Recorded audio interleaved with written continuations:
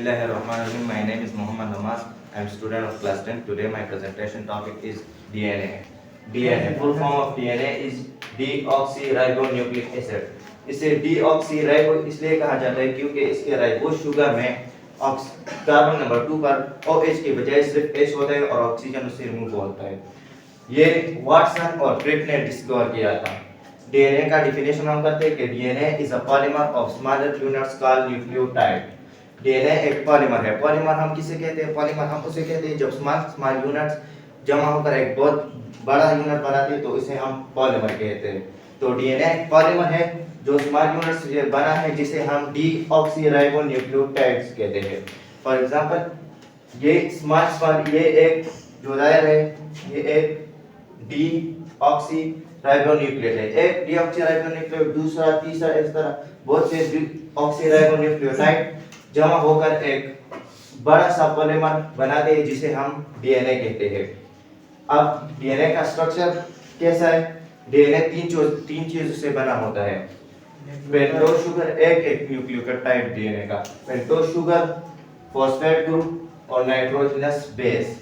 Pentose sugar का structure कैसा है? पेंटोज इसे हम पेंटोज इसलिए कहते हैं क्योंकि 5 कार्बन से मिलकर बना होता है। 5 कार्बन। पेंटोज शुगर हमारे पास 5 कार्बन से बना होता है।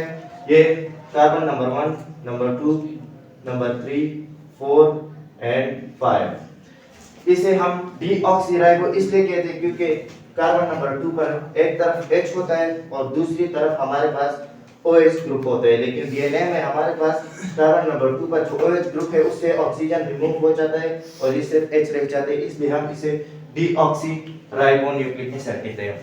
फॉस्फेट ग्रुप हमारे पास PO4 है। ये असल में H3PO4H2 इसका स्ट्रक्चर है P double bond to O single and triple single bond to OH, लेकिन हम इसे H3PO4 के बजाय सिर्फ PO4 कहते हैं। नाइट्रोजनस बेस हमारे पास दो किस्म के हैं।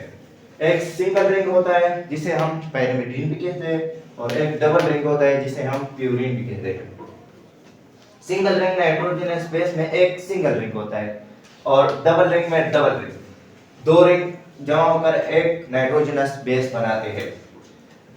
जो न्यूक्लियोटाइड्स है डीएनए के सिंगल रिंग के वो है साइटोसिन जिसे हम C पर रिप्रेजेंट करेंगे, दूसरा थायमिन है जिसे हम T पर रिप्रेजेंट करेंगे और तीसरा ये यूरासिल डीएनए में नहीं होता, ये आरएनए में होता है लेकिन हम इसे भी लिख लेते हैं, इसे हम U पर रिप्रेजेंट करते हैं, ये डीएनए में नहीं होता।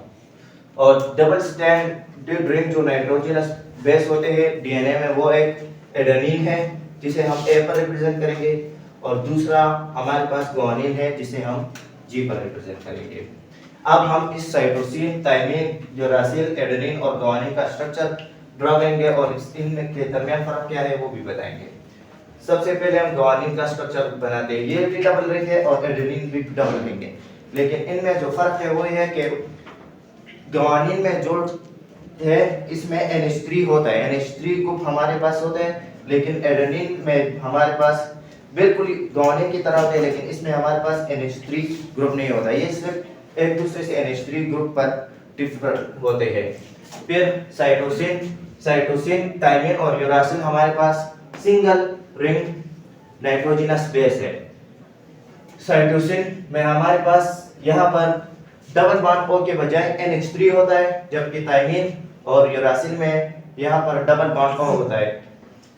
थायमिन और यूरासिल में ये फर्क है कि थायमिन के कार्बन नंबर 1 पर CH3 होता है जबकि यूरासिल में कार्बन नंबर 1 पर CH3 नहीं होता और यूरासिल डीएनए में होता है, नहीं ये सिर्फ आरएनए में होता है। अब डीएनए किस तरह ये न्यूक्लियोटाइड्स एक दूसरे के साथ मिलते हैं वो हम स्ट्रक्चर ड्रा करेंगे।